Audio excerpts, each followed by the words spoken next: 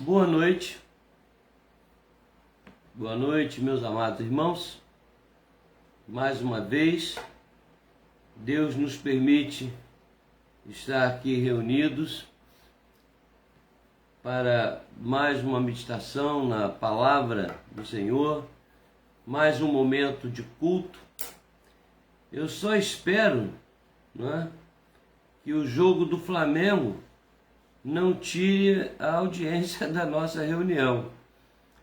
Depois eu vou checar com os flamenguistas quem trocou a live pelo jogo do Flamengo. É uma brincadeira, mas que na verdade não é tão brincadeira assim não é? Vamos iniciar a nossa reunião desta noite fazendo uma leitura no livro de Gênesis. Já lemos este texto uma vez para levarmos os irmãos a pensarem na questão da adoração. Quando Abraão leva o seu filho para ser sacrificado por ordem de Deus, então na altura dos versos 4 e 5, ele dá uma declaração extraordinária diante dos seu servo, dizendo: ao terceiro dia, erguendo Abraão os olhos, viu o lugar de longe. Então disse a seus servos: esperai aqui com o jumento, pois eu e o rapaz iremos até lá, e havendo adorado, voltaremos para junto de vós. Que texto maravilhoso é esse! Esta declaração de Abraão dizendo que iria adorar. E ele diz que voltariam. Ele junto com o seu filho. Se ele estava disposto a sacrificar o seu filho, a sua fé era tão extraordinária que ele não tinha dúvidas de que ambos, depois deste fato, adorariam a Deus. Eu quero que você pense nisso. Nós não podemos nos preocupar em adorar o Senhor apenas quando nos reunimos ou quando projetamos um culto público ou uma reunião pública ou em outros momentos mais específicos. Nós precisamos exercitar a nossa mente, o nosso coração para o ato de adoração constante a Deus. Abraão estava adorando ao se encaminhar para aquele monte. Abraão estava adorando quando creu na promessa de Deus. Abraão estava adorando quando obedeceu ao Senhor, estava disposto a obedecer o Senhor. Então Abraão não é por acaso que foi chamado de o amigo de Deus. Nós vamos fazer uma oração nesse momento. Convido você a que ore conosco. Senhor nosso Deus, amado, eterno Pai, neste momento nós nos dobramos diante de Ti para Te dizer que a intenção do nosso coração é adorá-lo. Se não o fazemos com perfeição, é pela falha humana natural a todas as criaturas, mas nós contamos com a ajuda do Teu Espírito Santo para nos conduzir, não apenas agora, mas em nosso viver, nos conduzir a esta adoração constante, sincera, onde podemos te rogar que sondes os nossos corações para ver ali, como disse o salmista, se há algum caminho mau, e nos guiando assim no caminho celestial, no caminho da vida. Ó Senhor amado, eu te agradeço, nós te agradecemos por nos permitir estar diante do teu trono de glória neste momento. Sê propício a nós, conduze, te rogamos, toda esta atividade cultual, tudo para a tua honra e para a tua glória, para a nossa edificação. Nós te rogamos, nós te oramos, no nome santo e poderoso de Cristo Jesus, o teu Filho, nosso Senhor e Salvador. Amém. Amém. Meus queridos irmãos, o texto de Romanos,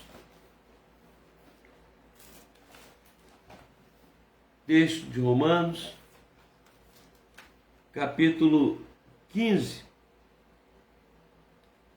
Romanos, capítulo 15.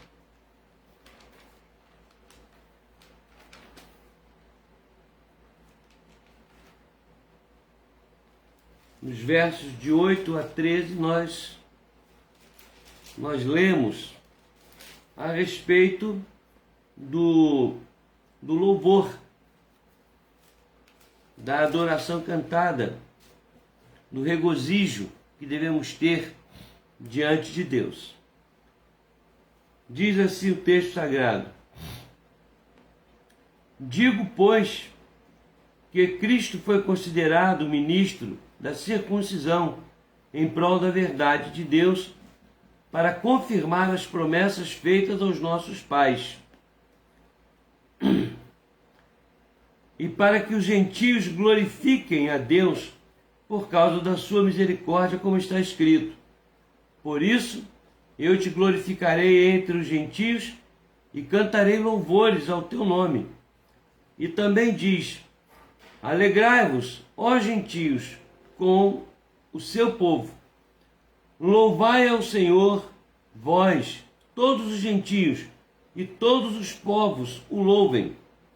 Também Isaías diz: haverá a raiz de Jessé, aquele que se levanta para governar os gentios.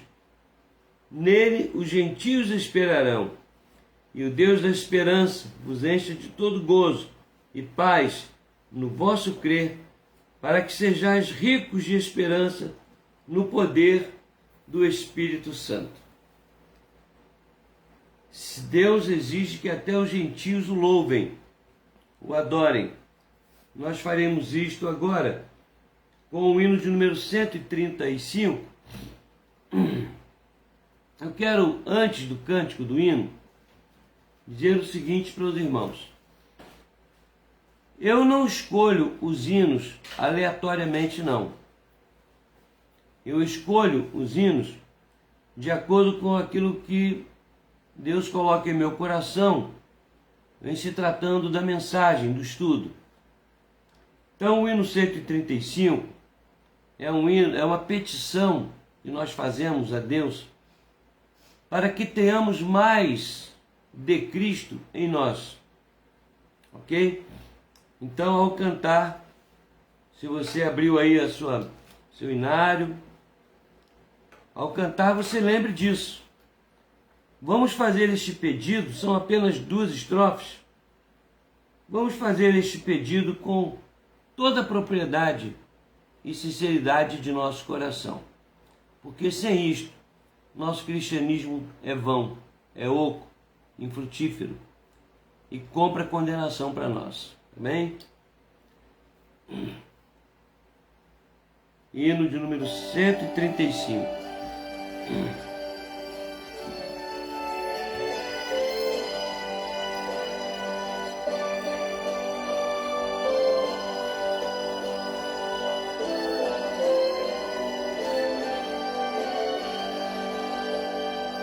Mais de Cristo eu quero ter, seu ensino receber, ter da sua compaixão e da sua mansidão.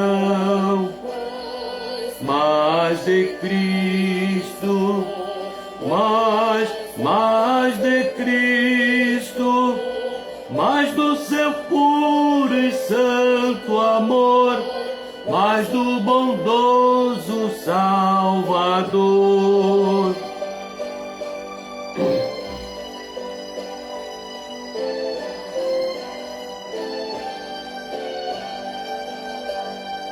Mais de Cristo eu quero ouvir, nos seus passos prosseguir, sempre perto dele andar, seu amor manifestar. Mais de Cristo, mais de Cristo, mais do seu puro e santo amor, mais do bondoso Salvador.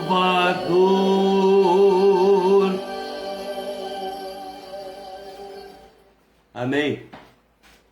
Quanto mais de Cristo nós temos, quanto mais participamos da pessoa de Cristo, mais puros, mais santos, mais próximos a Ele nós nos tornamos, e este é, sem dúvida, um dos maiores objetivos que Deus tem para nós.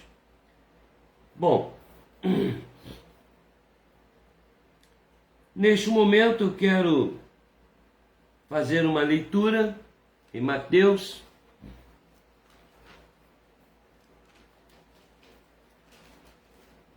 capítulo 15.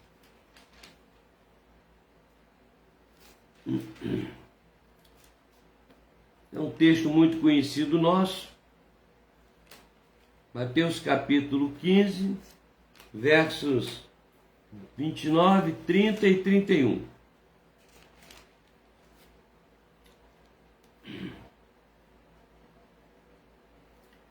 Diz assim o texto: partindo Jesus dali, foi para junto do mar da Galileia, e subindo ao monte, assentou-se ali. E vieram a ele muitas multidões, trazendo consigo coxos, aleijados, cegos, mudos e outros muitos, e os largaram junto aos pés de Jesus, e ele os curou. De modo que o povo se maravilhou ao ver que os mudos falavam, os aleijados recobravam saúde, os coxos andavam e os cegos viam. Então glorificavam ao Deus de Israel. Meus irmãos,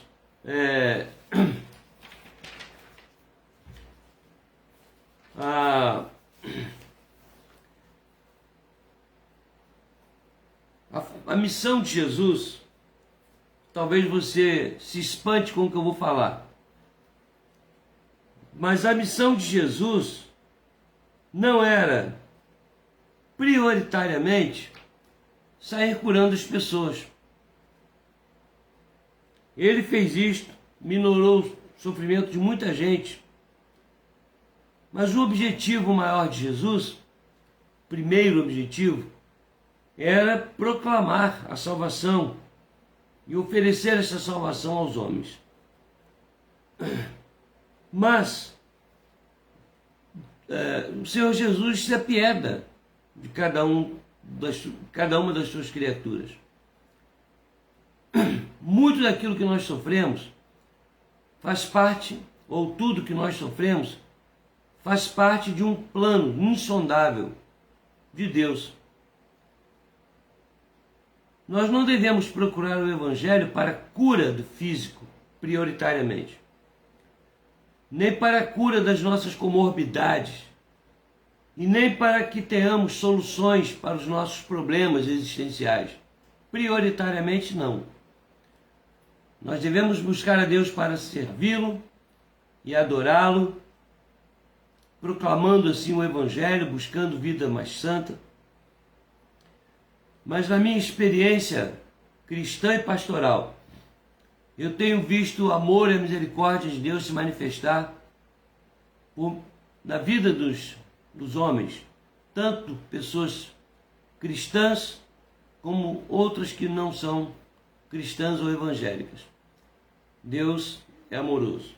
Então nós vamos nesse momento solicitar que os irmãos estejam anotando ou guardando aí os nomes e os motivos, os nomes das pessoas que nós vamos citar e os motivos de oração. Né? Então nós temos aqui a minha irmã de sangue, a Eliazir. Ela foi ao hospital ontem, tarde da noite. Desculpa.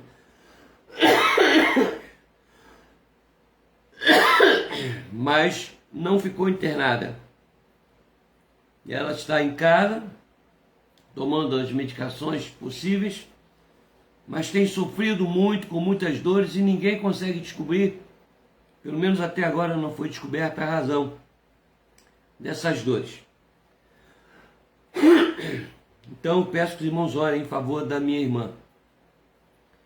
Peço também que os irmãos estejam orando em favor da família do presbítero Jonas, lá da igreja de Alcântara. A família dele está com várias pessoas acometidas de Covid. E algumas até com caso bem grave, como é o caso da irmã dele. Eu acostumei a chamá-la de Gracinha. Ela está com mais de 70 anos. E eu confesso que eu não estou lembrando o nome dela. Mas eu vou lembrar. Vou passar para os irmãos. Né? Então ela, as duas filhas, o irmão, o sobrinho, enfim, um grupo grande de pessoas. Vamos orar, sendo que ela é quem está numa situação mais preocupante, ok? A nossa irmã Simone pede por uma pessoa amiga do Antônio Ozanam, um amigo do Antônio Ozanam, que ele está com Covid, está hospitalizado também em situação preocupante. O nome dele é Marcílio, é amigo do Antônio, esposo da Simone, diácono Antônio Ozanam. Ok?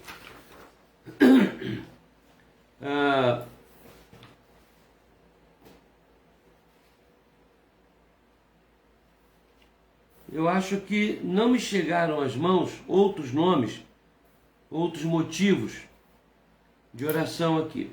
Então, nós vamos orar ao Senhor e vamos rogar a Ele que esteja nos abençoando, cuidando de nós, sarando-nos física, moral, espiritualmente falando, porque são situações que às vezes nos enfermam, não é? Então vamos orar. Senhor nosso Deus, amado e querido Pai, nesse momento nós queremos rogar do Senhor que visites os enfermos que nós aqui citamos e tenhas misericórdia, ó Deus, de cada uma dessas pessoas e leve alento, conforto e solução para as suas comorbidades. Mas também nós queremos te rogar, Senhor, que independente dos nomes terem chegado ou não até nós, certamente temos mais pessoas enfermas, carentes de oração, não apenas em nossa igreja, mas ao redor do mundo, na tua igreja invisível. E, ó Deus, nós te rogamos que nesse momento tu estejas tocando na vida de cada um dos teus filhos. Mas aqueles que ainda não se renderam aos teus pés também, Senhor. Assim como tu tiveste misericórdia de nós, nós também te rogamos que tenhas misericórdia daqueles que ainda não se chegaram ao Senhor, sarando suas vidas, não apenas no aspecto físico, mas também moral e espiritual. Nós te rogamos por nossas igrejas, nós te rogamos, Senhor, que nos traga solução para esta pandemia que tem assolado todas as nações da terra. Sê propício a nós, ó Deus. Fica conosco durante esse período em que nos curvamos diante de Ti para ler a Tua palavra, meditar nela. Abre nosso coração, nossa mente, para que possamos absorver aquilo que o Teu Espírito Santo tem para nós. Nós te louvamos, nós te agradecemos e rogamos estas bênçãos no nome de Jesus. Amém.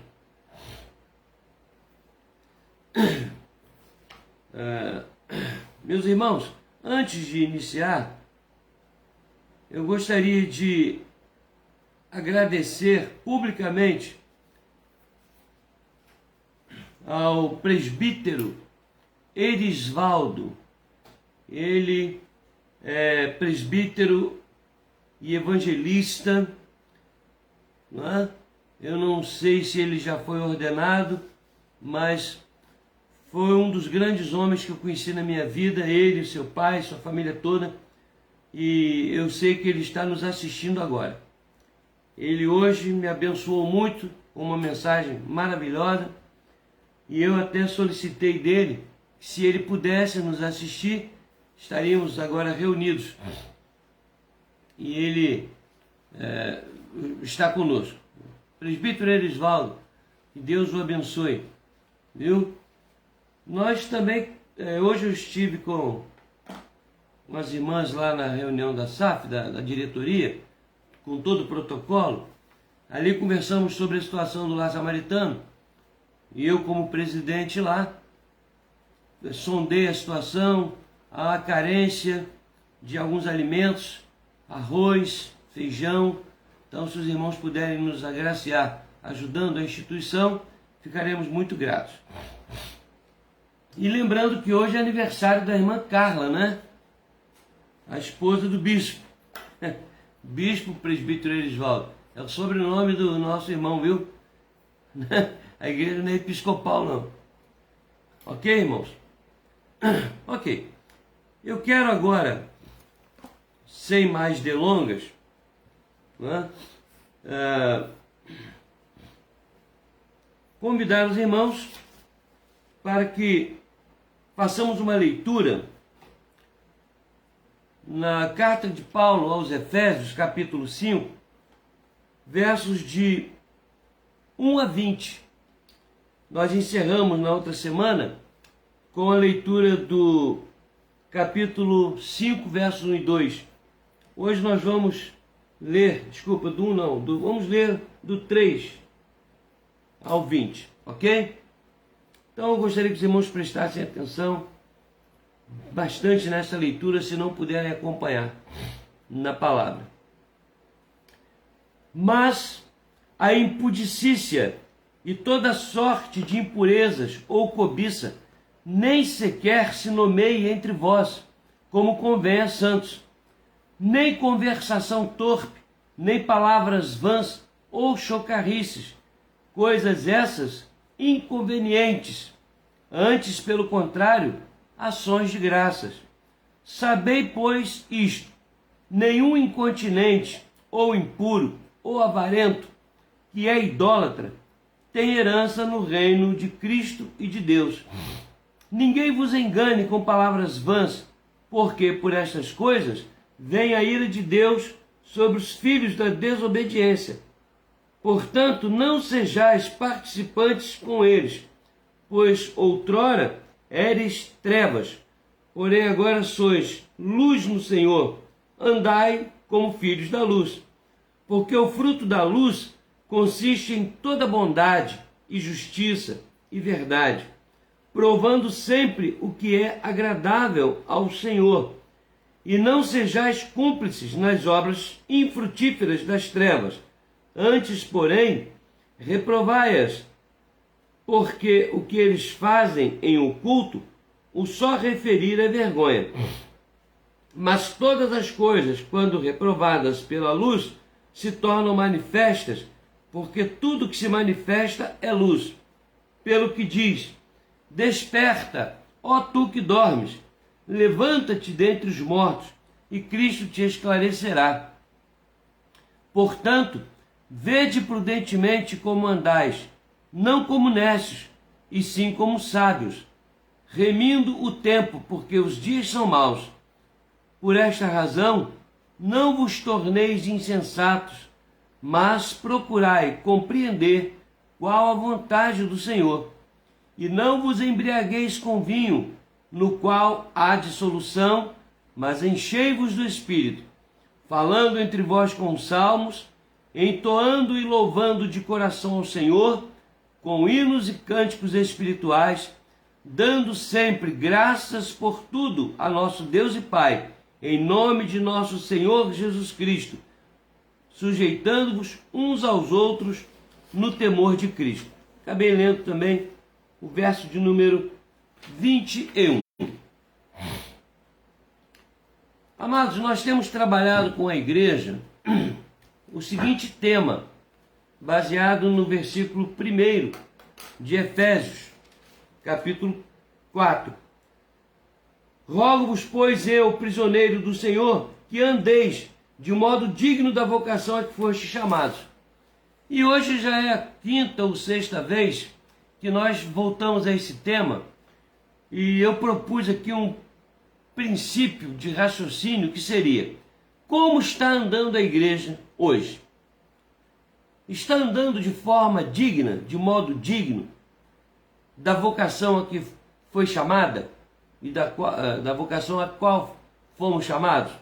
E nós percebemos que, naquilo que já podemos ler e analisar, estamos bem longe, em nível, eu me refiro à igreja como um todo, institucionalizada.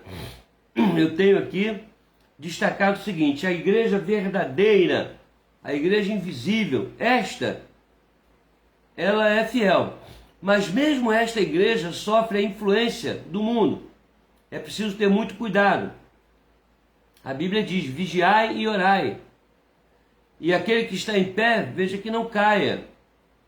Nós temos várias observações a respeito disso. Então, eu quero iniciar a minha fala chamando a atenção para um preletor que no ano de 2002, ele ainda bem jovem, ele fez uma palestra impactante, uma palestra que eu diria assim, não é diferente do que nós temos falado em termos de doutrina, mas é diferente em termos de colocações que ele fez. Moço novo ainda, um americano, o nome dele é Paul David Washer. Esse moço, Paul David Washer, em 2002, ele fez uma palestra numa associação missionária chamada Heart Cry. A tradução para o português aí seria choro do coração, ou existem até algumas variantes aí, alguém gosta de traduzir como grito do coração, mas na verdade é choro do coração, porque inclusive tem uma música que essa associação missionária, a Heart Cry, ela tem essa música como carro-chefe. E nessa música, a cantora que interpreta com mais propriedade essa música ela faz essa pergunta várias vezes. Você já viu um coração chorar?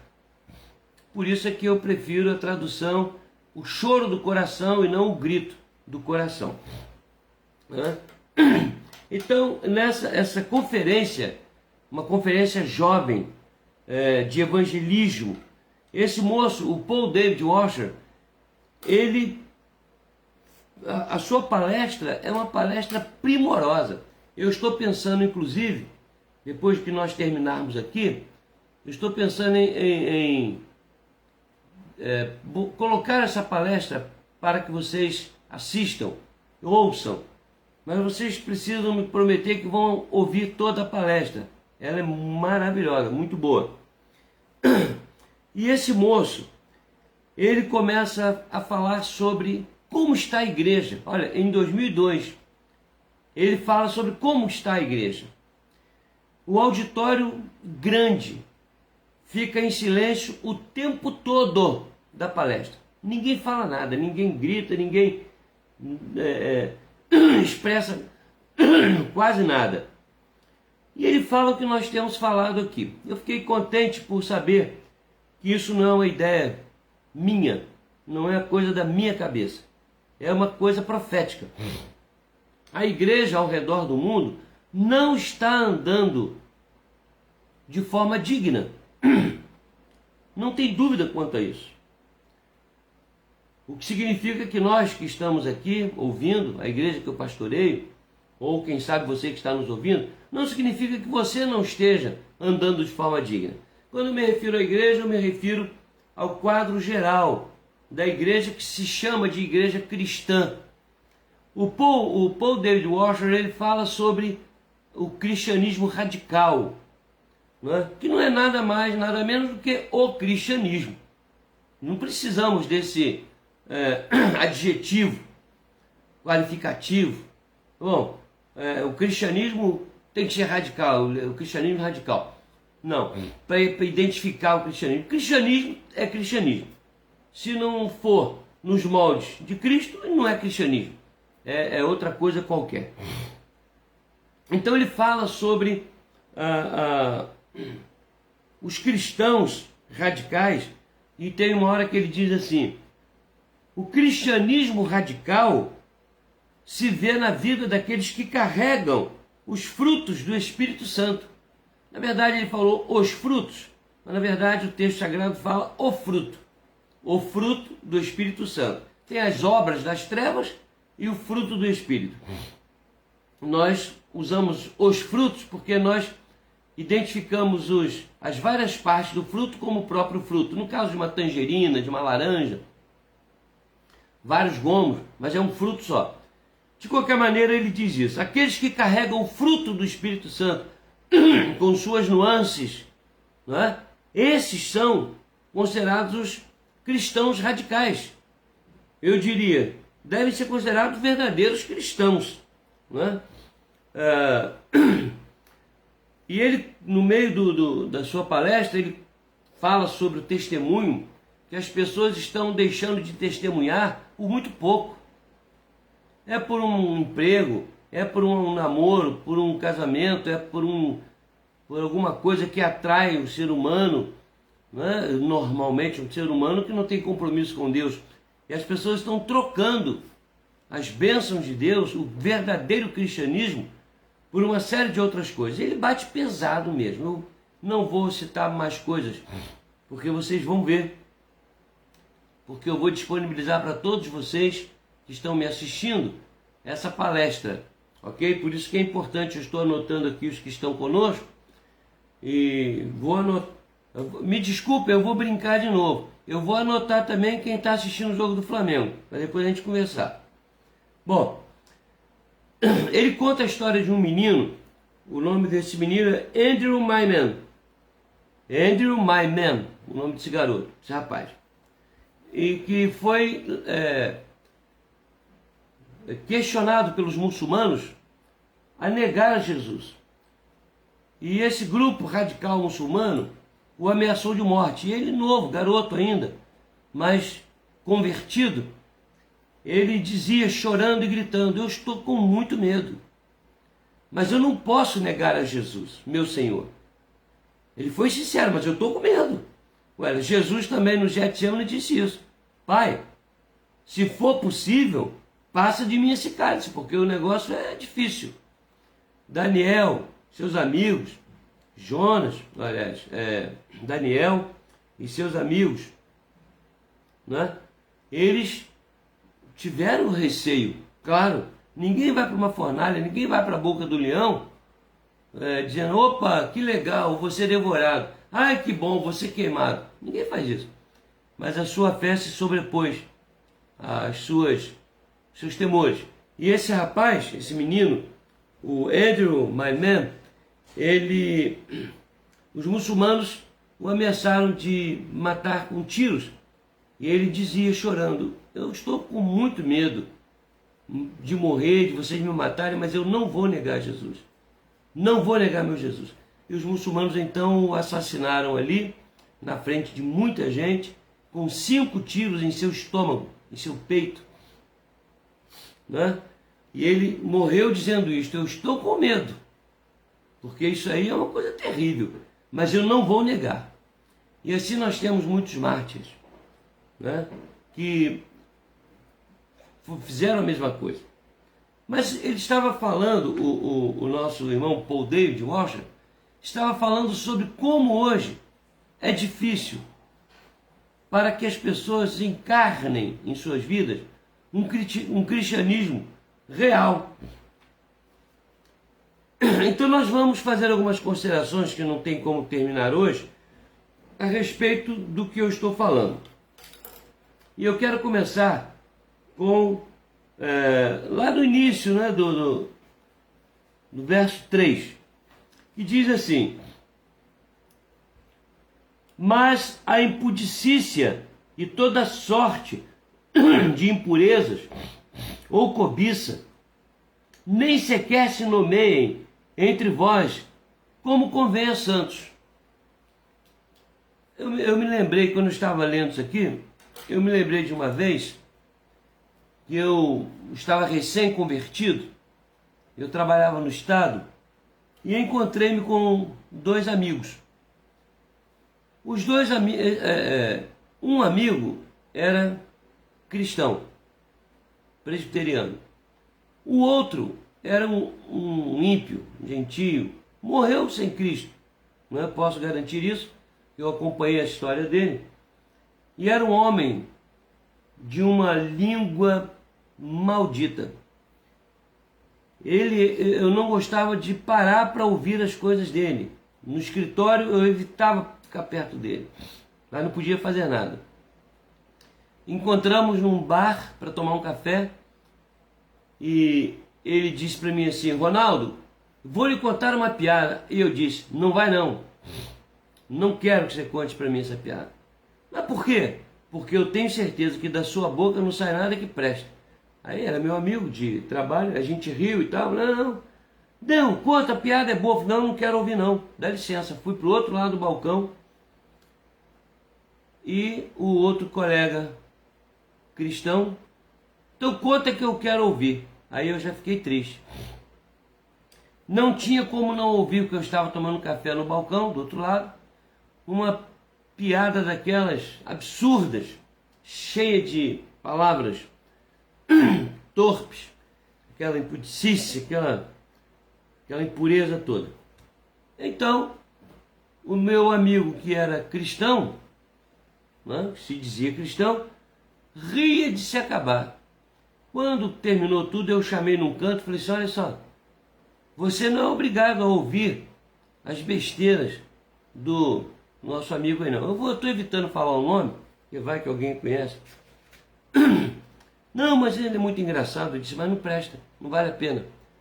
Quando ele vier conversar com você e falar bobagem, sai fora, deixa ele falando sozinho. Ele sabe que nós somos cristãos. Isso é uma forma de o inimigo nos afrontar, rapaz. Eu não pensei nisso e tal. Mas esse moço era assim. Então você pode escolher ouvir ou não ouvir. Você pode escolher falar ou não falar. Não é? A palavra que é usada aqui, logo no início, para impudicícia, uma palavra grega,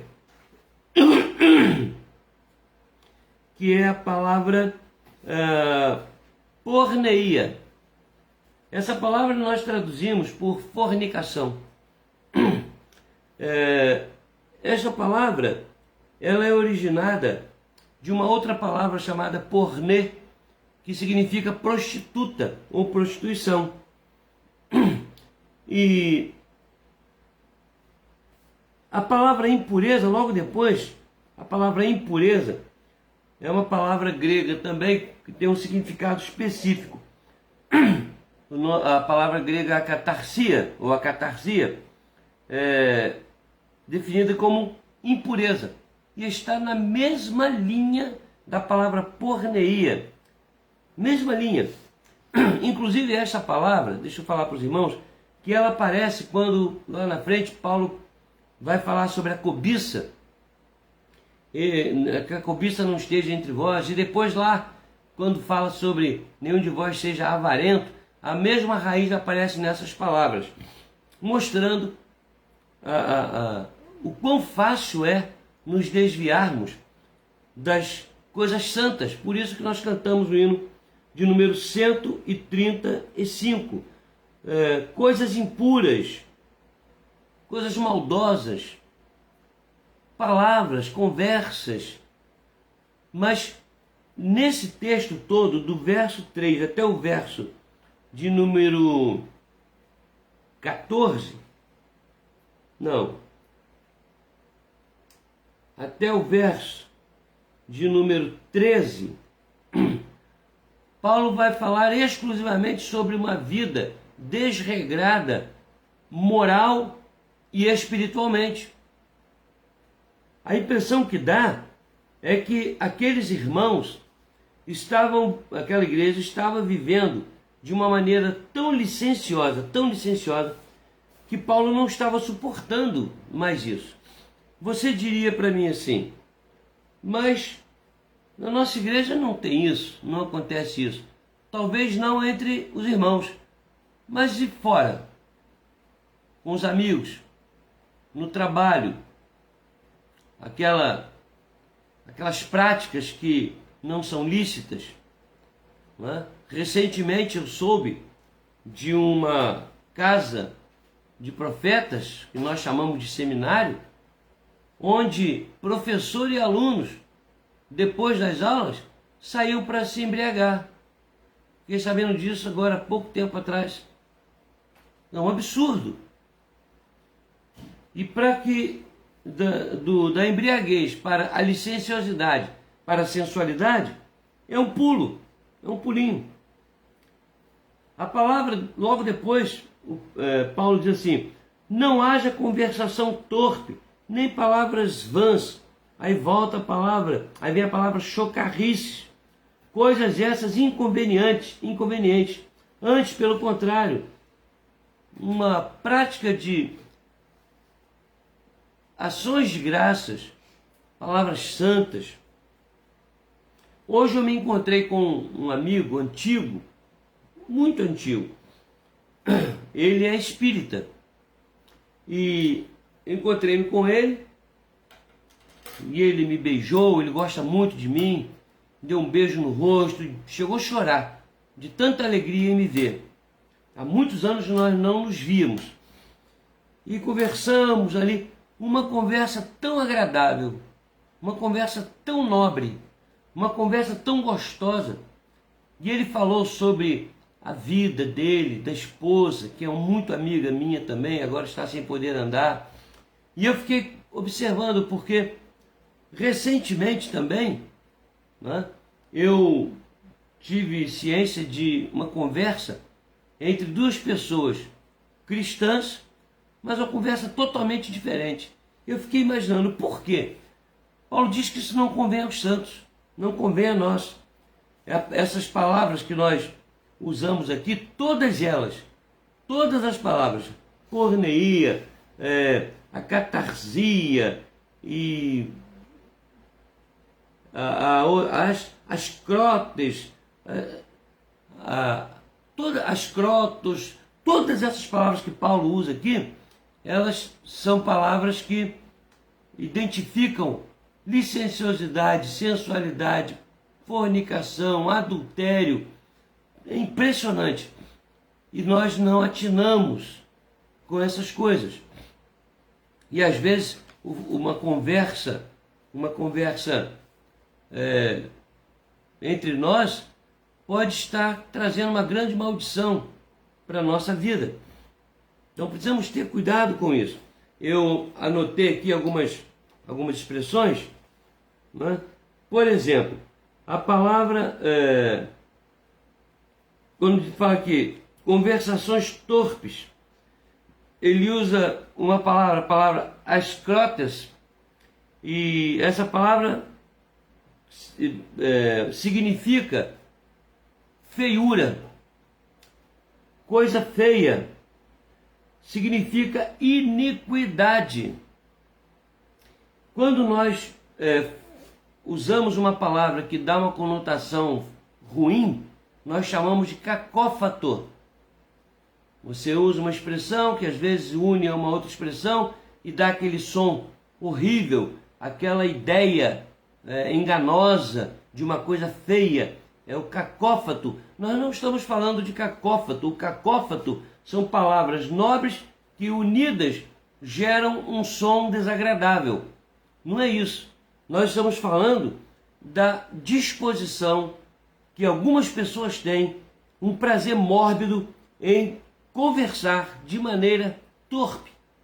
E segundo Paulo afirma aqui, a conversação torpe, a chocarrice, né, não passa de impudicícia, não passa de porneia. E ao invés de trazer bênção para nós ou para quem está ouvindo, traz maldição. Traz maldição para ambos. Né? Palavras, logo depois ele diz palavras vãs. Ele diz aqui, nem palavras vãs. A palavra grega para palavras vãs é a palavra morologia. Agora vocês vão ficar impressionados com o que significa essa palavra. A Bíblia tem isso, né? Por exemplo, nós vamos ver daqui a pouco que a palavra avarento aqui não tem a conotação da pessoa avara, não tem a conotação da pessoa sovina, somente, não tem essa conotação. Tem a conotação de sensualidade, de iniquidade.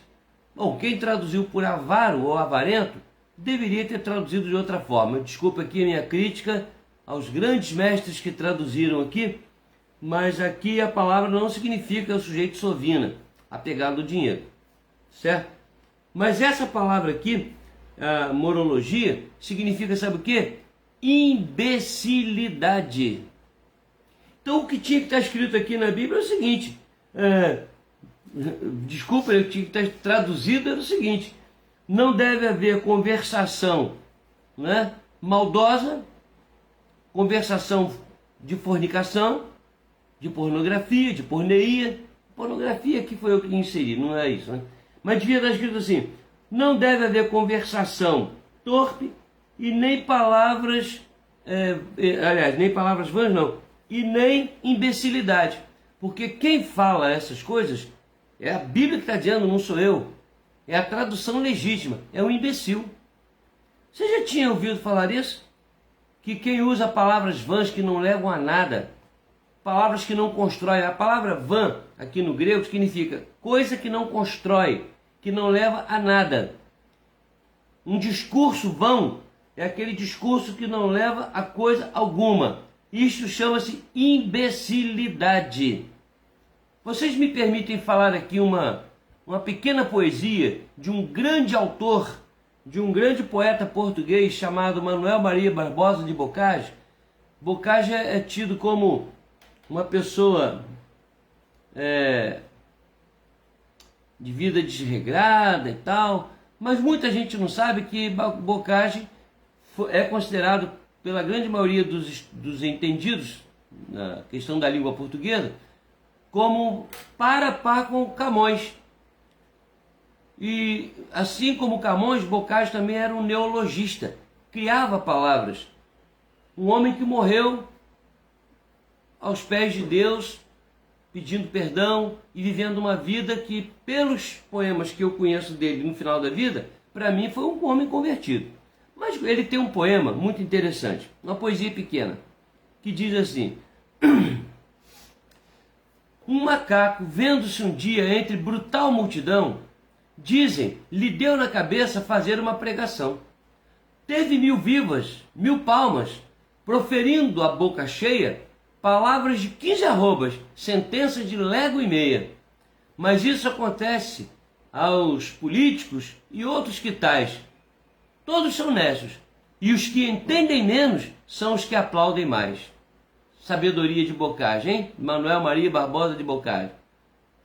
Um macaco gritando no meio da praça, todo mundo aplaudiu, ninguém entendeu coisa alguma, né?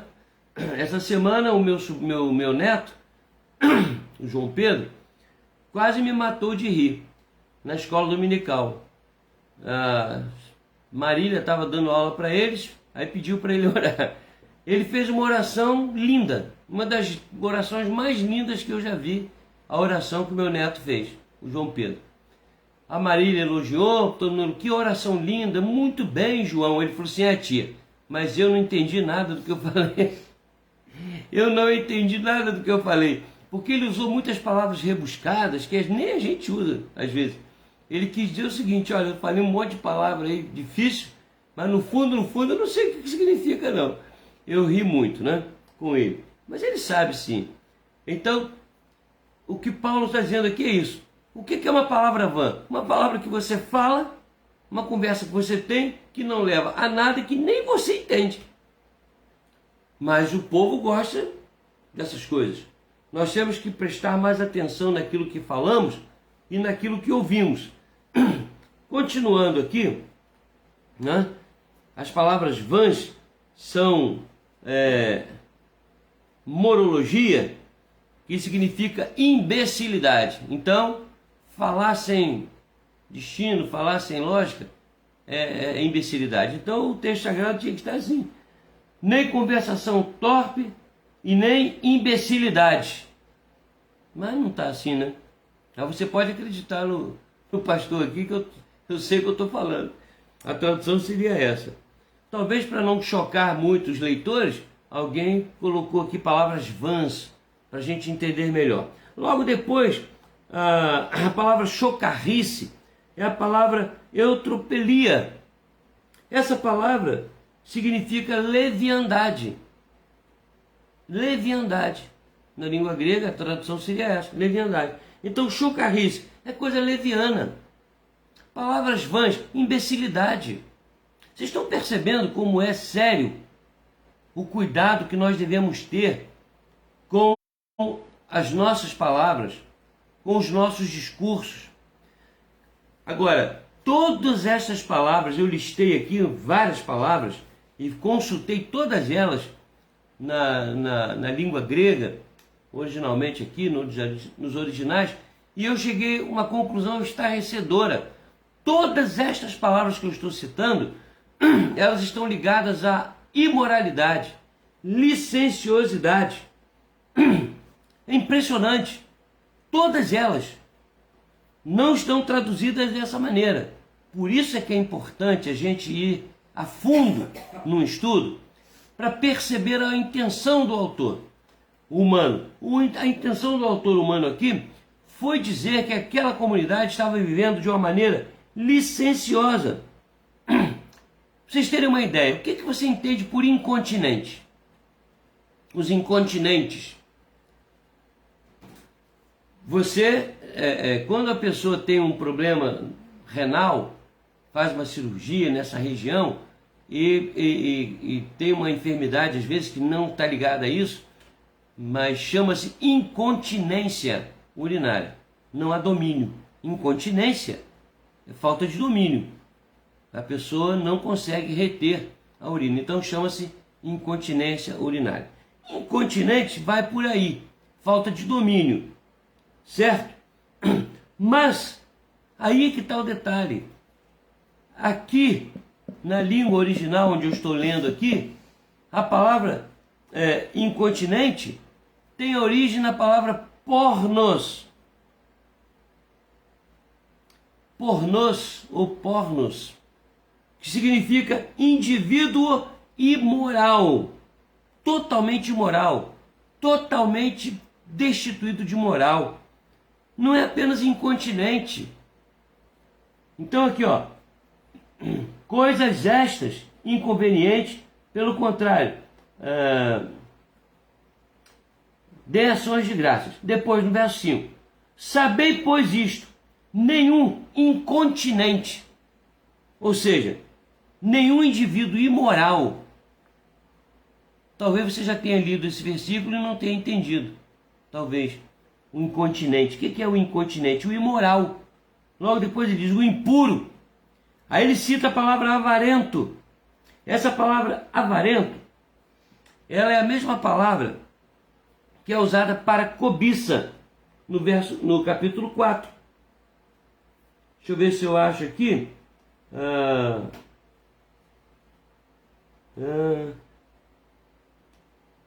Deixa eu ver se eu acho. Só um minuto.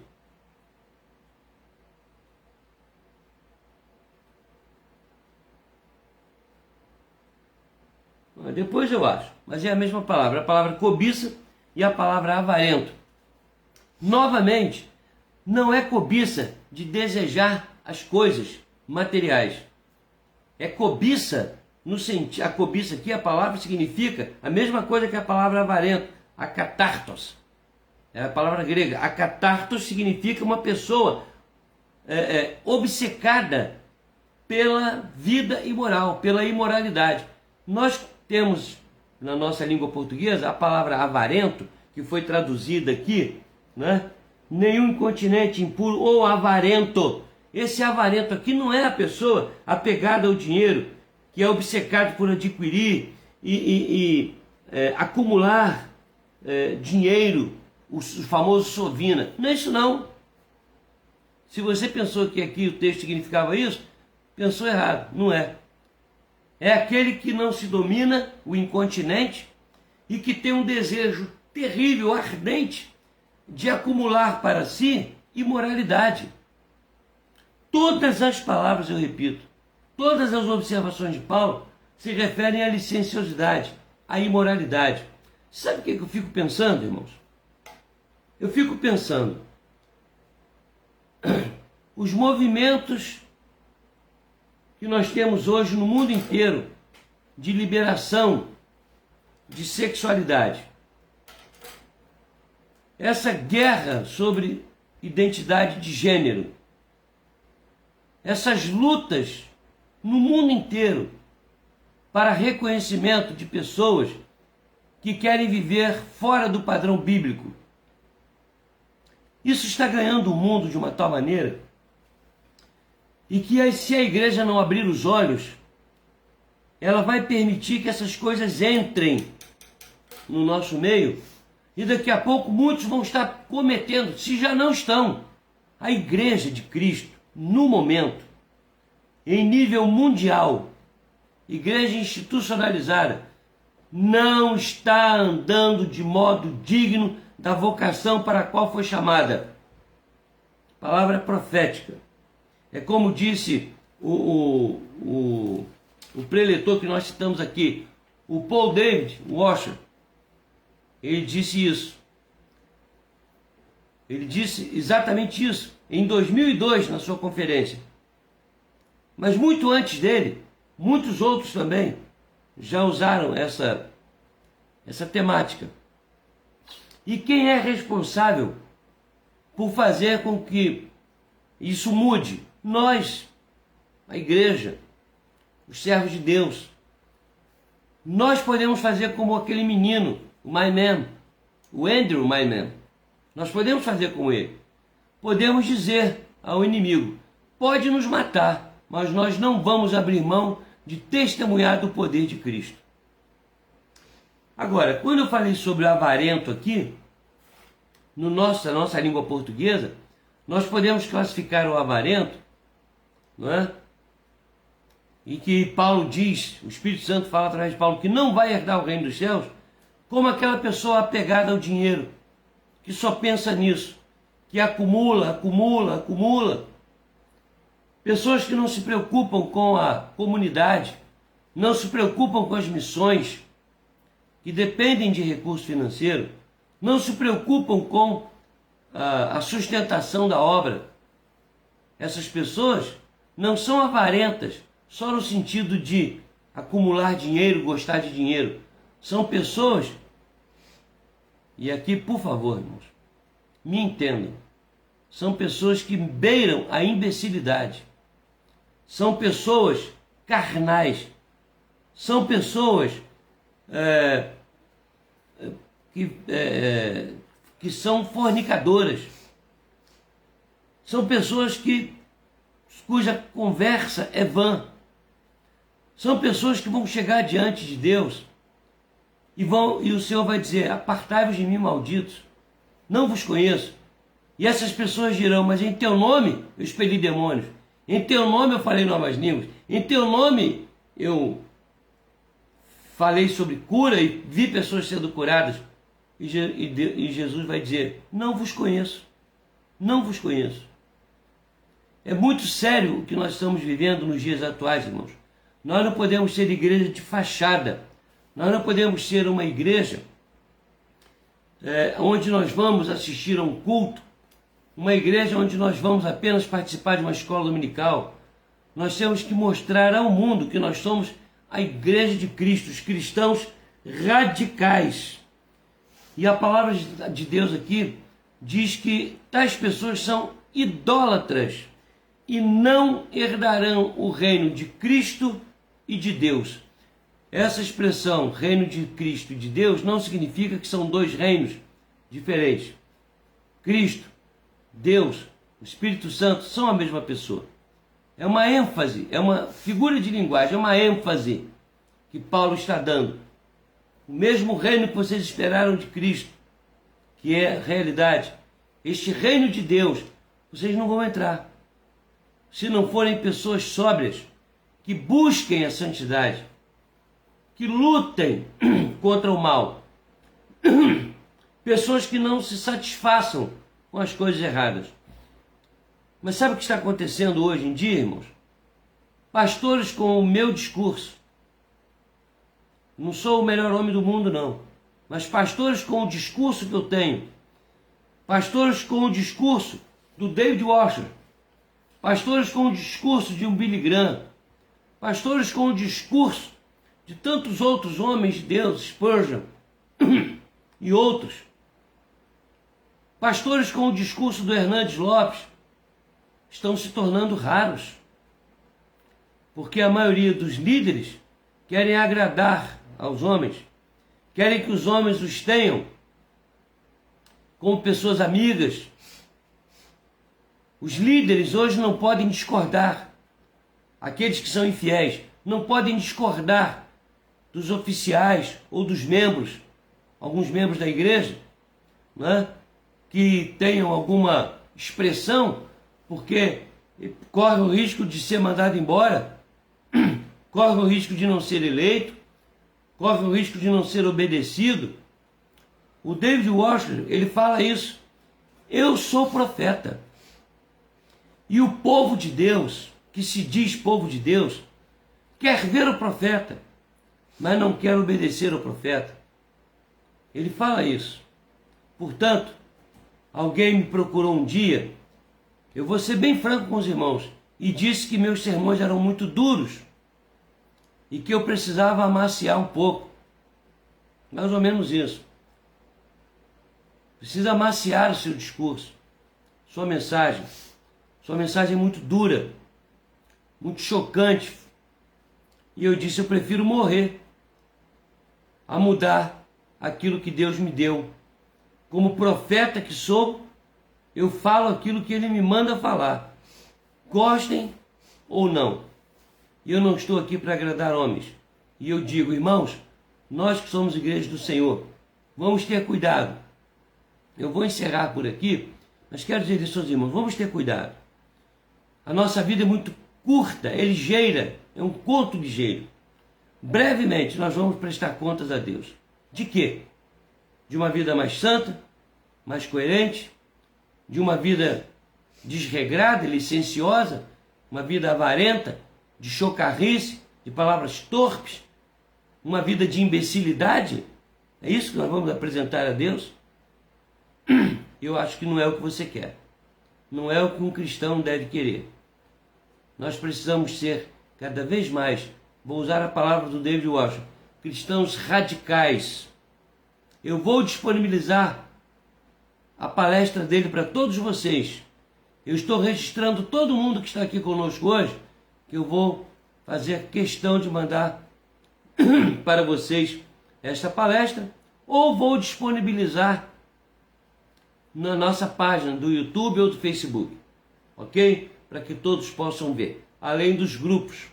E para você, Erisvaldo, eu vou mandar especial aí, tá bom? Meus queridos, que Deus nos abençoe.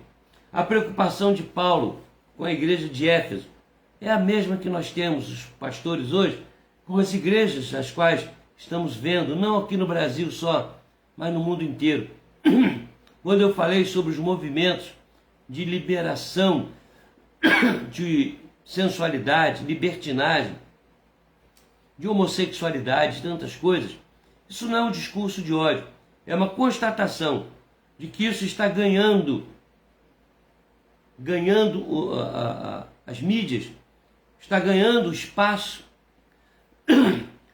Hoje nós não podemos ligar a televisão em algumas programações, porque nós vemos o caminho tortuoso da sociedade nessa linha que vai contra a palavra de Deus. Nós não somos contra as pessoas, nós somos contra as práticas antibíblicas e vamos morrer pregando isso. Vamos continuar lutando contra isso, seja onde for, seja com quem for. Mas para nós lutarmos contra isso, nós temos que estar do lado certo.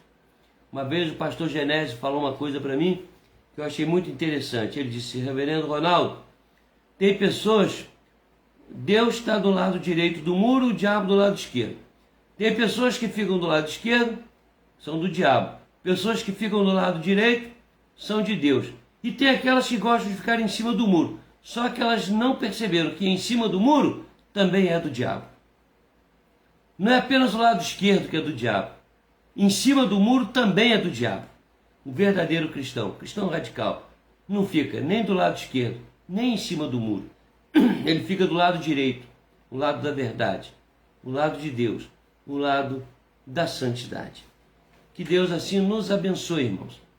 Que possamos absorver essas palavras, não do pastor Ronaldo, não do David Washer, não do testemunho do Andrew Myman, nada disso. Mas eu vou fazer a pergunta da música com a qual nós iniciamos, aquela música que nós falamos, que é música carro-chefe da Associação Missionária Heart Cry. Você já viu um coração chorando? Já viu um coração chorar? Deus está vendo muitos corações chorando. E se nós não quisermos ver os corações dos nossos entes queridos, nossos amigos, nossos irmãos, aqueles que estão próximos de nós, pelo menos, se não quisermos ver seus corações chorando, é melhor que chorem os nossos. Por amor, por misericórdia, por luta sincera de uma vida cristã radical. Que Deus assim nos abençoe, que nos dê condições de chorar, mas chorar por amor às almas perdidas. Amém? Pois bem, queridos, eu quero, nesse momento, agradecer também ao nosso irmão Carlos José Ramos Pacheco, que está conosco, né? E eu fiz uma brincadeira aqui, porque ninguém é de ferro, de que eu ia anotar o nome de quem estivesse assistindo o jogo do Flamengo. Mas eu vou deixar isso por conta de Deus. Deixar uma live como essa, um culto a Deus, seja pelo que for, jogo ou outra coisa qualquer que poderia ser evitada, não vai agradar a Deus. Mas nós que aqui estamos, não somos perfeitos, mas pelo menos estamos lutando por agradar o coração de nosso Senhor. Amém? Meus queridos, eu quero lembrar que domingo, nós teremos a nossa escola dominical às 9 horas, depois o culto público às 19h30, e quero avisar também aos irmãos que no próximo dia 14, né, nós teremos um retorno criterioso dos trabalhos presenciais. Estamos com um link para preencher o formulário a nível de experiência, né? Logo o secretário presbítero Neskins vai disponibilizar o link definitivo para a inscrição. Os primeiros 4 cultos teremos celebração da ceia. Estamos providenciando todo o protocolo necessário para prevenir qualquer problema e para proteger aqueles que estiverem presentes conosco. Estamos disponibilizando também um questionário onde a pessoa vai responder algumas perguntas e vai se responsabilizar pela sua presença no culto público do dia 14. Amém?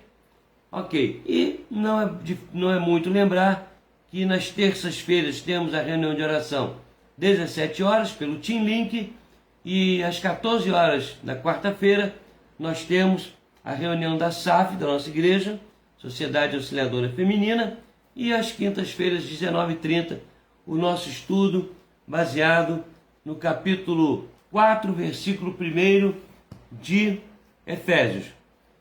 Ou seja, o apelo do Espírito Santo através de Paulo aos Efésios, que andemos de forma digna da vocação a qual fomos chamados. E eu tenho certeza que o Espírito Santo há de nos levar a bom termo, desde que estejamos sinceros e com sinceridade diante dele. Amém? Bom, eu não tenho aqui nenhum outro comunicado, tá? Então nós vamos orar e vamos agradecer a Deus por este momento. Se o nosso irmão presbítero Elisvaldo ainda estiver aí conosco, eu não estou conseguindo ver daqui, por favor, transmita nosso abraço à dona Ângela, né? A irmã Ângela, um abraço da prima dela, a Vani, meu também pelo aniversário dela, nós acompanhamos, ok? A SAF fez uma homenagem à dona Ângela e nós ficamos muito felizes com isso. Então vai aqui o nosso abraço. E também, presbítero Elisvaldo, um abraço nos irmãos da igreja onde o irmão está pastoreando, e também aos irmãos da igreja de Miguel Calmon, da primeira igreja, e um abraço muito especial aos Amarais, ok? Que não saem do nosso coração. A esposa Norma também manda um abraço muito carinhoso a todos vocês.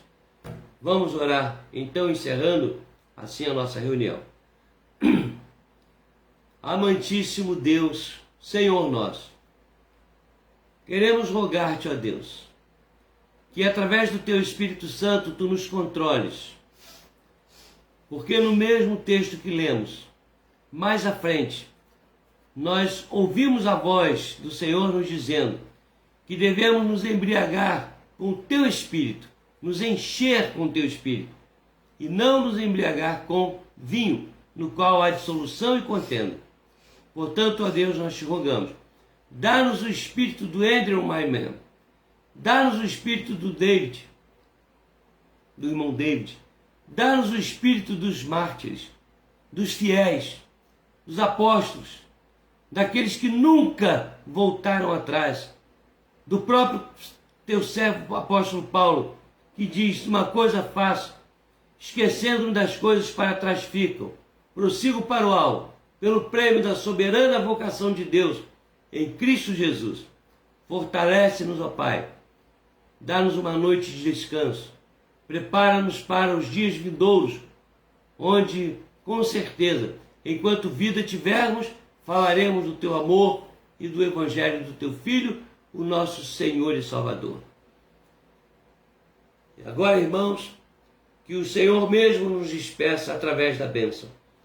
e que a graça de nosso Senhor e Salvador Jesus Cristo, e o amor de Deus, o nosso único e eterno Pai, e as consolações benditas do Espírito Santo, sejam sobre todos vós, irmãos, e sobre todo o povo de Deus permaneça, desde agora e para todo sempre. Amém.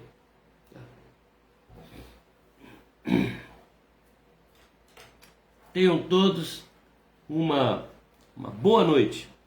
Que Deus a todos abençoe.